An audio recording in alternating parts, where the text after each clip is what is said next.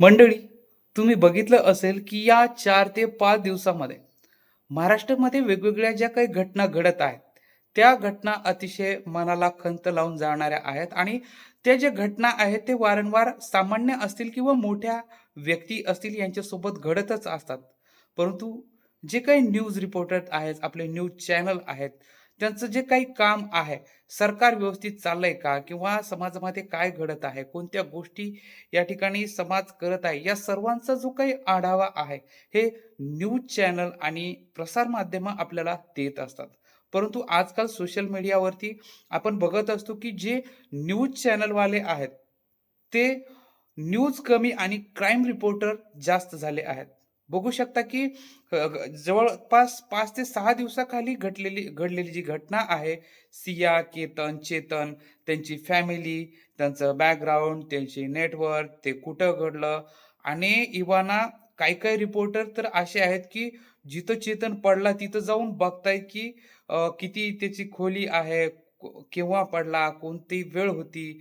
त्याच्याबरोबर मला तर असं वाटतंय, की त्या सियानं दिलेले स्टेटमेंट काय-काय म्हणली, कसं-कसं म्हणली, हे परत-परत रंगवून या ठिकाणी न्यूजवाले आपल्याला सांगत आहेत. परंतु खरंच 4 ते 5 दिवसापूर्वी गव्हर्नमेंटने जो निर्णय घेतला, जवळपास 14,000 जिल्हा परिषद शाळा दुर्गम भागातील बंद करण्याचा निर्णय शासनाने घेतला. हा जो निर्णय आहे अतिशय बरोबर आहे का चुकीचा आहे? त्यावरती काय विश्लेषण आहे? शिक्षण जे काही क्षेत्रातील तज्ञ लोकं आहेत, जे आपल्या जे काही सामान्य गोरगरिबांची लेकरं त्या शाळेमध्ये शिकत होते, त्यांचं काय होणार आहे? त्यांचं नियोजन कशा पद्धतीचं आहे? ग्राउंड रिपोर्टवरती जाऊन प्रत्येक शाळा आता कोणती शाळा बंद करणार आहे, त्या शाळेच्या आजूबाजूला किती लोक राहतात? का शाळा बंद पडली आहे? तिथे शिक्षक आहे का? या सर्व गोष्टींचा जो काही अहवाल आहे, तो अहवाल देणं कुणाकडून अपेक्षित असेल, तर आपल्याला या न्यूजवाल्याकडून आहे.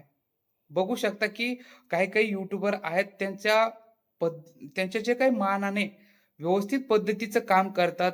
या ठिकाणी जे काही न्यूज आहे, ती न्यूज देण्याचं काम करत असतात. त्यांच्याकडूनच आपल्याला समजतं, की ह्या अशा-अशा पद्धतीचे कार्यक्रम या ठिकाणी शासनाच्या आपल्या विरोधी चालू आहे.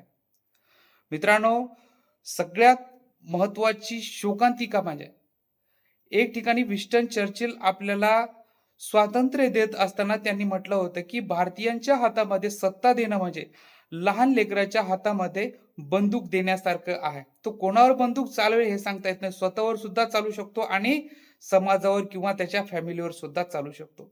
अशाच पद्धतीचं या ठिकाणी शासन चाललंय की काय? असं आज आपल्याला वाटायला लागतं. बघू शकता की मित्रांनो, 14,000 शाळा बंद करणं म्हणजे खूप मुलांचं या ठिकाणी नुकसान आहे. जे काही या जिल्हा परिषदमध्ये गोरगरीब जनता शिकत आहे. बघू शकता की आज प्रायव्हेट शाळांमध्ये 20-20 हजार रुपये अंगणवाडीच्या लेकरांची फीस झालेली आहे. तर 20,000 रुपये फीस कोण भरू शकतं? तर जे काही मीडिओकर आहेत किंवा थोडे उच्च दर्जाचे व्यक्ती आहेत, त्यांच्याकडूनच ही फीस भरली जाऊ शकते. गोरगरीब किंवा या ठिकाणी सालाने काही आहेत, काही मजुरीवरती जगणारे आहेत, काही शेतकरी थोड्याशा तुटपुंज्या शेतीवरती आपलं उत्पन्न भागवणारे शेतकरी आहेत. यांची लेकरं या जिल्हा परिषदेमध्ये शिकत असतात. आता काही-काही पालकांची तर मी स्वतः बघितलं आहे, की त्यांची कुवत नसताना ते रक्ताचं पाणी करतात आणि त्यांचं विद्यार्थ्यांचं ॲडमिशन प्रायव्हेट शाळेमध्ये टाकतात. आता बघू शकता, की याचं काय कारण आहे, की बाबा जिल्हा परिषदांची संख्या कमी होत आहे आणि प्रायव्हेट शाळांची संख्या का वाढत आहे? याचं काही आत्मपरीक्षण केलं आहे का? याचा अहवाल दिला आहे का? मित्रांनो, शासन कोणतंही बघू शकता, की जे काही शिक्षण आहे, त्या शिक्षणावरती खूप कमी खर्च करत आहे. का खर्च कमी करत आहे? याचा काही आढावा घेणं महत्त्वाचं आहे का?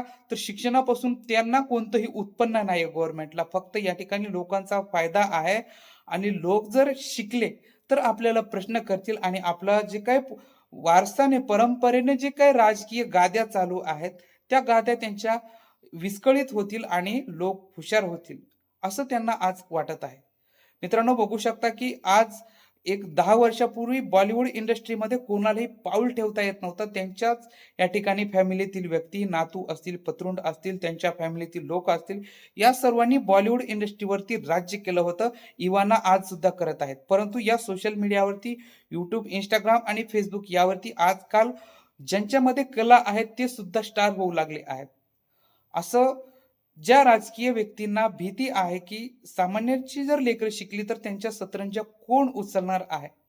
यावरती गांभीर्यानं विचार करण्याची गरज आहे आणि हे न्यूजवाले बघू शकता, की मला तर ह्या त्यांच्या प्लेलिस्टमध्ये दिसतंय, की फक्त ती क्राईम रिपोर्ट देण्याचं काम करतात आणि छोटीशी कुठं घडलेली सरकारच्या विरोधात असेल किंवा बाजूनं असेल. बाजूनं असेल तर त्याचं रंगरंगोटी जास्त असते आणि विरोधात असेल तर कुठेतरी एक छोटी बातमी द्यायची म्हणून दिली जाते.